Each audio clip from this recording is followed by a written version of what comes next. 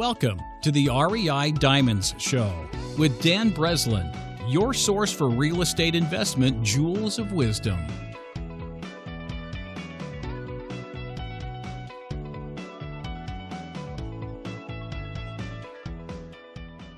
Welcome to the REI Diamonds Show. I'm your host, Dan Breslin, and this is episode 124 with Joe Fairless and I discussing raising private money for single-family flips.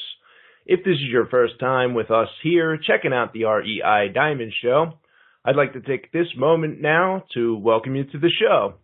This is the No Fluff, No B.S. real estate investing show dedicated to digging out the real estate investment jewels of wisdom from our guests. There is no sales pitch, no coaching, and no other products to buy here, just real-world money-making ideas for you to implement into your own real estate investing business. Today's show is a bit different than usual. Instead of me interviewing a guest, you're about to hear me being interviewed by the world's longest-running daily podcast host, Joe Fairless. The topic? Raising private money for single-family real estate investment fix and flip deals. This interview focuses on the most important pieces of information that you absolutely must know on both sides of the private money equation. Whether you are the lender who is funding a deal, or you are the borrower/rehabber who is buying the project and completing the renovation. My goal here is to paint a picture for both private lenders and real estate investors listening right now by covering the highlights of funding a single-family flip. So whether you are considering being a passive private lender and funding another real estate investor's fix and flip deal, or you are a fix and flip investor thinking about approaching somebody you know to potentially fund your deal, you are in the right place. At the end of the 20-minute or so interview, I will share specific contact information where you can get in touch with me directly if you're interested in discussing the details of funding a deal yourself. Now is the time to grab a pen, a pad, sit down, and get ready because this one is a very fast pace as Joe and I race through this topic. Anyone buying and selling houses needs to be at 70% of the ARV minus the repairs so that in the event something goes wrong, there's plenty of equity for me to pay off my investor, even if I have to fire sale the property and make no profit or break even. Best ever listeners, how you doing? Welcome to the best real estate investing advice ever show. I'm Joe Fairless. This is the world's longest running daily real estate investing podcast. We only talk about the best advice ever. We don't get into any of that fluffy stuff. And first off, I hope you're having a best ever weekend because today's Sunday. We got a special segment for you called Skill Set Sunday. And today, you're going to like it, especially you single family home investors who are looking to scale. We are going to talk to Dan Breslin, who's been on the show before, about how he's raising money for single-family home purchases. How you doing, Dan? I am doing good. How about you, Joe? Same, my friend. And a little bit about Dan in case best ever listeners, you need a refresher. He is the host of the podcast titled REI Diamonds Podcast. One of my favorite names for a podcast, by the way. REI Diamonds Podcast. He's the founder and president of Diamond Equity Investments. And he focuses on quick flips and has yearly revenues over 3 million buckaroos. He's been on the show twice, once as a normal episode. So you can hear his best ever advice, episode 449, that's 449, titled Why You Should Pretend That Every Deal You Set Up Will Be a Fix and Flip. And holy cow, I'm looking at the date that aired, November 25th, 2005. It's been 3 years almost since that aired. And then the other episode is episode 739, much more recent, September 11th, 2016. And this is a fun story. You got to check this out if you haven't already. An upscale land development deal gone wrong. And wrong is in all caps. That's a Situation Saturday episode. So today we're going to be on more of a positive note. Not talking about things going wrong, although maybe I'll pepper in some questions about that. But we're going to be talking about how you're raising money for single-family homes. So with that being said, Dan, will you give the listeners a little bit more of your background just as a refresher, and then we'll roll right into it? Cool. So I do a large volume of deals in the Philadelphia area, Chicago area, Atlanta, Miami, and Tampa area. I moved from Philadelphia to Chicago about 3-4 years ago to be a more present father in my daughter's life at the time. And that led to us expanding into these 5 markets that we're in today. I am a regular listener of your podcast, Joe.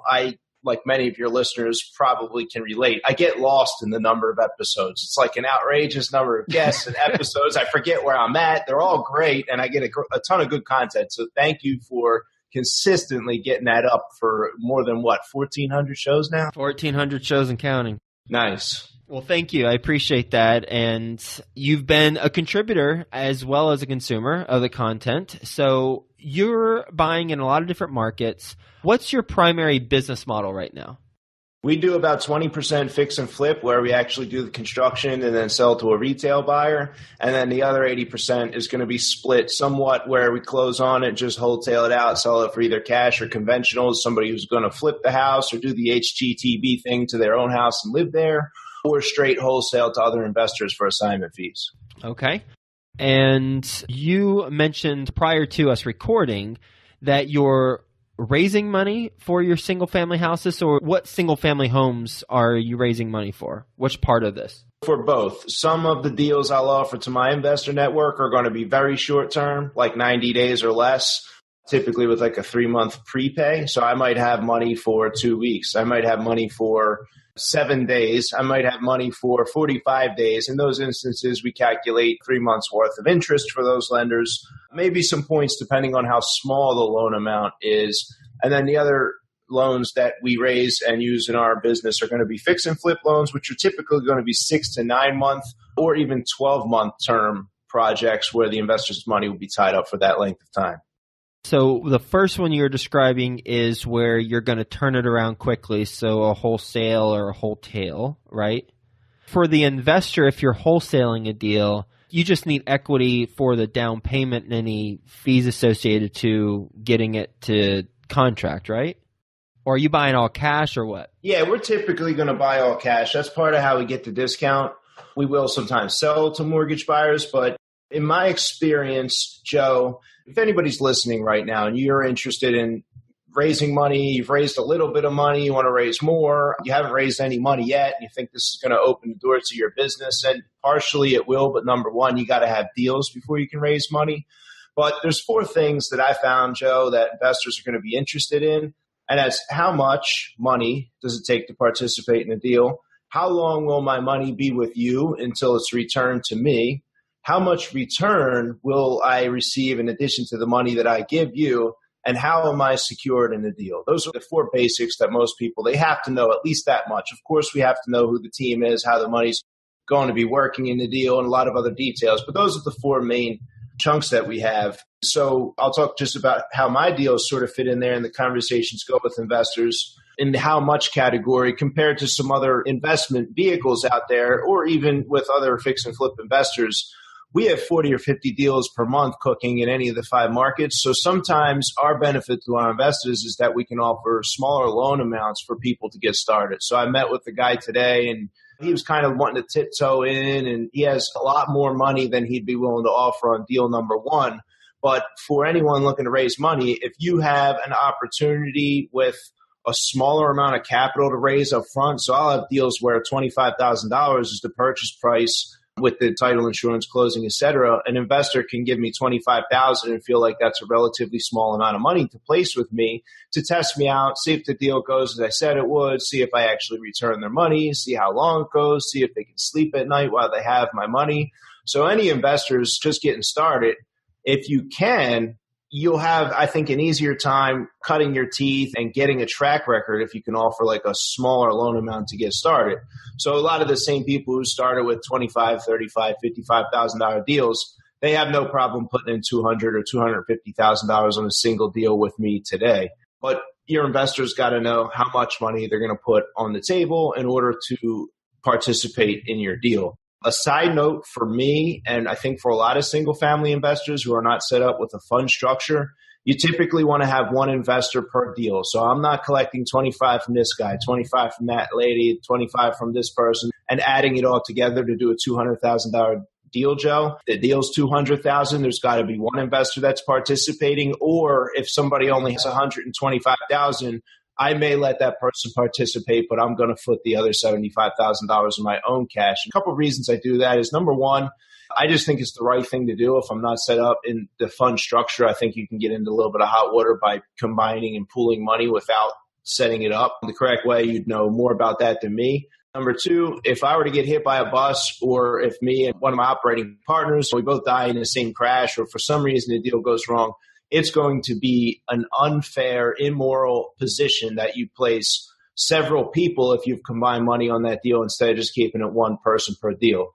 So on the how long piece, like I had mentioned earlier, the shorter term investments are attractive to some investors, especially as they tiptoe in and get used to diamond equity investments and get used to Dan Breslin, or get used to you who are listening to the show and doing your first couple of deals with that investor.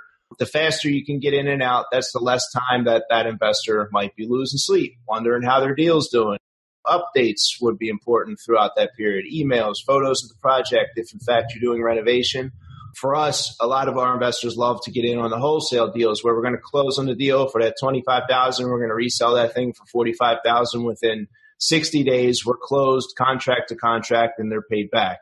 They get a taste of that. They want to put that money right back to work and kind of keep it in play once they've seen how that works.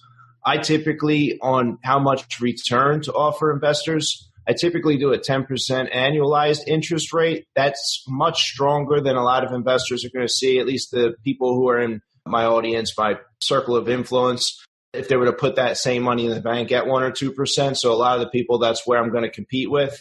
There's going to be better opportunities for a lot of people's money with higher rates of return and maybe not the same amount of predicted return that I'm going to offer. So where I'm going to say 10%, I'm going to have the money for 6, 7, or 8 months. They may find something else with a longer lockup period, 2, 3, 5 years, that potentially is projected to pay out at a much higher rate, 10, 12, 15, 18%.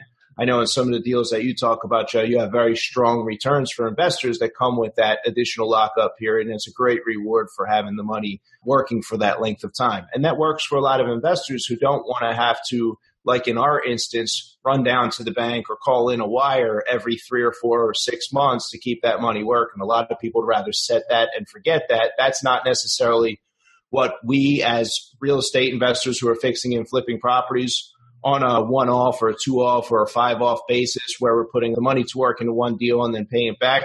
That's not going to come with that same level of convenience in our deals. And then how are investors protected? You definitely got to get into this and understand it if you're going to raise money for your own personal projects. At least I give my investors the first position mortgage and the only mortgage. I did mention that we don't put several people and have a first, second, third, and a fourth mortgage on a property.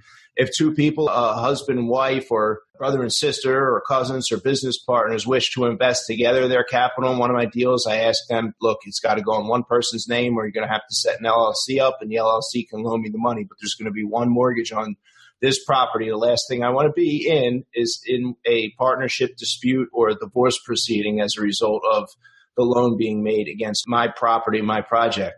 Investors are typically protected. Anyone buying and selling houses needs to be at 70% of the ARV minus the repairs, so that in the event something goes wrong, there's plenty of equity here. Even if the market takes a hit, there's plenty of equity for me to pay off my investor, even if I have to fire sale the property and make no profit or break even. And I've had cases, because I personally guarantee to my investors, Joe, where I've had to cut a check. I got the repair construction budget went over. The length of time on the market was 15 months instead of 9 months. The investors got the additional interest for that time that we were late on paying them back, and it cost us a few $1,000s to get out of that project. And a final piece for protecting people when it comes to these type of deals on single family is make sure that you have your property insurance in place. If you're going to have a vacant property and you're going to do renovation, you need a special vacant policy that are underwritten by a select number of insurance companies, one being Lloyd's of London. They do all the crazy rock stars insuring their right hand that plays the guitar and things of that nature. So there you are. You're going to need this specialized property insurance, but you're going to want to name your investor, whether they're investor who's funding your deal as an LLC or a personal name. You're going to want to name them as the mortgagee, as if they were Wells Fargo when you're setting up on a standard 30-year mortgage for a house. They need to be in that position. That's additional protection so that if there is a loss, they're being notified that a potentially substantial check is going to be issued, and they need to be aware of that because it's going to have to go to them as the mortgagee who put up whatever percentage of the money to get this deal done. And the final piece of protection that I'm going to mention here in this piece is going to be an additional title policy, a lender's title policy to protect the lender for that amount in the event that anything crazy pops up on title from previous ownership. The special vacant policy for the insurance, if the place burns down, you said there might be a pretty large check relative to what they put into it for them. What is the amount that that policy should be insured for relative to the house value? That's a great question. So the real answer to that is, at a minimum, the amount that the investor is putting into the property plus their interest. So if it's $100,000 for the loan that this investor is making, let's just say the numbers are $70,000 acquisition, $25,000 renovation. This person's getting 100% of all the money, including the carrying costs or utility bills and things of that nature. So $100,000 is the project cost, including construction. At 10% interest for 1 year, we're going to keep it simple. It's $10,000. So the payoff's $110,000. At a minimum, it should be $110,000. Although the insurance broker who's handling that can suggest, depending on the construction style, the values in the area, you may be able to insure for even higher than that amount in the event that you decide to rebuild there. It may cost more than the $110,000 that you'd be looking for. So they can really answer the question with more detail, but never just the purchase price of the property. If you're buying it for $70,000 and you're putting $30,000 into it, you absolutely, without a doubt, must protect that additional investment capital that's coming into play to participate on your project with the insurance, the property insurance policy. What paperwork is involved in receiving a loan from a private lender? Can you just name the documents? We have a couple. On the front end, when the deal is being funded, I send out an email to my list of lenders who already raised their hand. This is something that I wish I would have started earlier. I'm sure you have something similar, Joe. If you're listening and you don't have one yet, get a money list, a short list of emails of people who you at least had the conversation, the intention with. Maybe you had coffee with them, maybe a phone conversation. Maybe they just sent you an email on LinkedIn and said they were interested in maybe participating in funding some deals, but get a money list going. So I send that out to my money list. Somebody will call me back, email me, text me. And then when they commit verbally, I'm going to send to them a mortgage for the property written out to their name and also a note spelling out whatever details. If there's points, if there's interest, the note's going to spell out how much money. Promissory note? Promissory note. So those two documents go off for review. Before settlement, before funding, we send off the insurance binding documentation showing them as the additionally insured a day or two before settlement. Some investors like to see the title policy. And if I'm investing personally in another person's deal, which I do sometimes too, Joe, I'm also going to look to see the title. I just want to take a look at it, have my attorney review everything and make sure we're totally protected. The deal funds, the money is wired. A week or two later, I believe the mortgage and the note are recorded, and then they're actually mailed to the investor who put the money up. They hang on to those documents in their file until we go to settlement on the retail side. And then at that point, we have like a standard form payoff statement that we do some calculations. We send it to them via email. They verify our interest calculations. They send it back to the title company. And then right around that same time, there's going to be a mortgage satisfaction document that the investor is going to need to get notarized and then sent back to the title company to release that mortgage once the money's actually wired back to them and paid off. How much of a passive investment is it for an investor who invests with you all? Well, there is that running to the notary and getting that satisfaction document, and there is organizing the wire. So on the front end, an investor probably has to invest, a half hour to an hour if they're pretty familiar with us, give or take, and sort of be on standby for when the settlement's going to take place. I typically will have the money wired in, maybe a day in advance, but usually the day of, especially with a new investor. Hey, we're going to settle at 1 o'clock. I just want you to kind of hang tight, make sure that we have everybody at closing before we send the wire. I don't want to just have to send it back. I want to do it all at once. So they're a little bit on call. We've literally had surgeons in the operating room calling in our wires on our deals. That's happened more than once.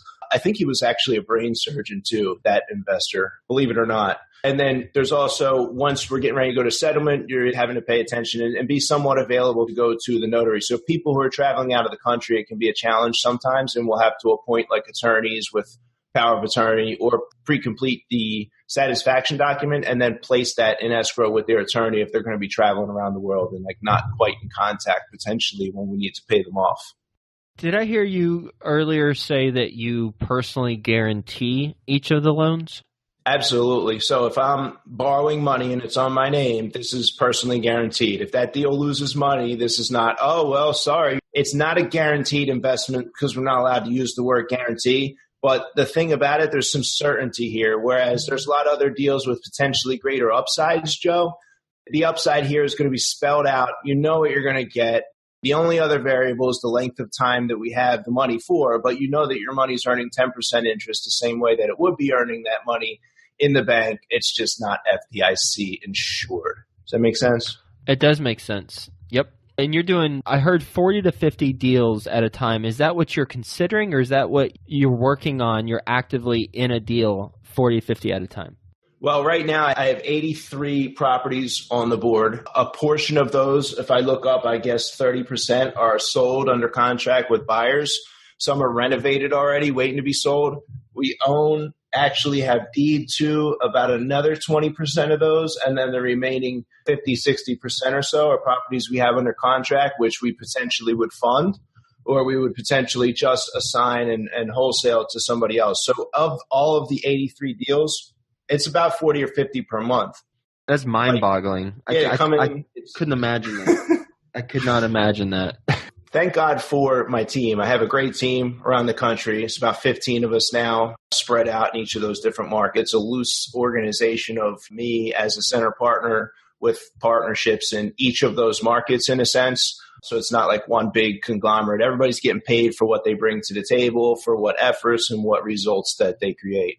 I love it. Is there anything else as it relates to raising money for single-family homes that you want to mention that we haven't discussed? There is. The question burning on everybody's mind is, Dan, where do I find lenders? Where do I find the first person to lend me money? And the answer is, number one, your network. Obviously, if you know somebody who's got some money, that's going to be a good place to start. But for me, the place where I found my first private investor was at a real estate investor association. I paid 5 points and 15% interest. This was in 2008. It was a lot more expensive to get hard money. He was, in a sense, doing a hard money loan, but he was doing that out of his IRA. And to this day, that same gentleman is still a partner of mine, and we're doing a lot of business together. But as a side note, try to add value to people first. So that same investor, I met him at the Real Estate Investor Association. I did a deal. I made $6,000. That was my first deal. The second deal I did, we're at that association a month later. I'm bragging about my $6,000. He says, well, what other deals do you have cooking? I said, oh, man, this guy has a burned down house in Chester he's trying to sell. And that's what I said. He says, oh, I have a buyer. So $13,000 later on another deal, we sold this burned out house in Chester, which is like a crime-infested, drug-dealing block type of neighborhood. By the time we got to the third and fourth deal, the third deal, I brought him in as a 50-50 joint venture partner on a deal that he funded. And then my fourth deal was the first one that he actually lent me money. So add value first. Some people, business is loaning money, but a lot of the lenders that I work with, especially in the real estate investor associations, there's occasions even to this day where we'll do some joint venture 50-50 stuff, and then we'll do some 10% interest stuff. And we try to allow them to participate and keep their money working as much as possible and try to provide opportunities for everybody that we work with. So many tips, and I love how specific the tips are and how you walked us through the entire process of borrowing money from private lenders and investing them into our deals if we're doing single-family homes, and the paperwork involved, the process, the things to look for. How can the best ever listeners get in touch with you? I have two ways, Joe. First, I drive a supercharged Range Rover. I'm into fast cars. I wish I could get the Ferrari. That is no surprise to me. Absolutely not surprised at all. I would pick that on a multiple choice test that your podcast is called REI Diamonds. So I saw that coming. Where I'm going with that is, then you can check out the podcast. I talk about a lot of cool stuff there. You've been a guest. Your episode, again, returning guest, is coming up here shortly. And that is REI Diamonds.com. Real estate investment jewels of wisdom. Awesome. Well, Dan, this has been just such a helpful conversation for real estate investors who are looking to bring in private money. You offered some tips for just getting started. Start with some smaller loans, maybe shorter terms, then send them email updates with photos, maybe some video of the project. Have one investor per deal for multiple reasons. Do that. And from a paperwork standpoint, you talked us through the entire process. So go back, rewind, listen to that, and you'll hear the entire process. Or just look at the show notes, too. They're in there at bestevershow.com, and you go to this episode. So thanks so much for being on the show. Hope you have a best ever weekend, and we'll talk to you soon. Thanks, Joe. And thank you for tuning in to this episode of the REI Diamonds Show. If you're interested in reaching out directly, please do so by using the Contact Dan link found at reidiamonds.com. I personally monitor and reply to all requests through that site. That's www.reidiamonds.com for real estate investment jewels of wisdom.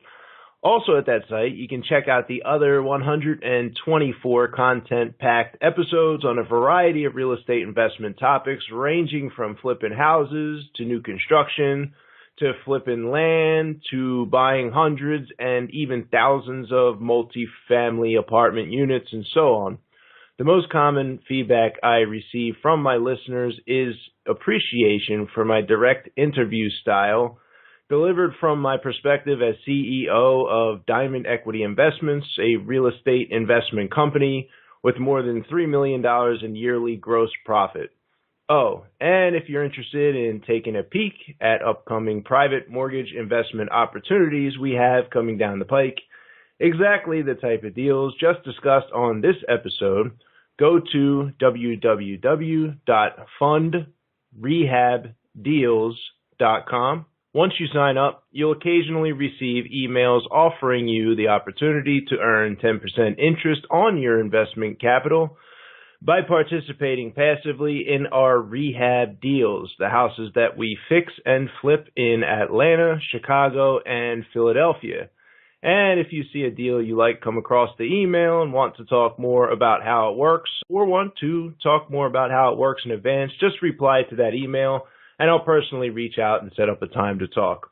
Again, the website to get more info on these private mortgage investment opportunities is www.fundrehabdeals.com. And finally, I am always buying houses, and I am always looking for more deals in Atlanta, Chicago, and Philadelphia. So if you have a deal, preferably one I can fix and flip for a profit, please send me the details using the Contact Dan link at reidiamonds.com. This concludes this week's episode. I appreciate you once again for tuning in to the REI Diamonds Show. Dan Breslin here. I'll catch you on the next one. Thank you for listening to this episode of the REI Diamonds Show with Dan Breslin. To receive email notifications of new weekly episodes, sign up at www.reidiamonds.com.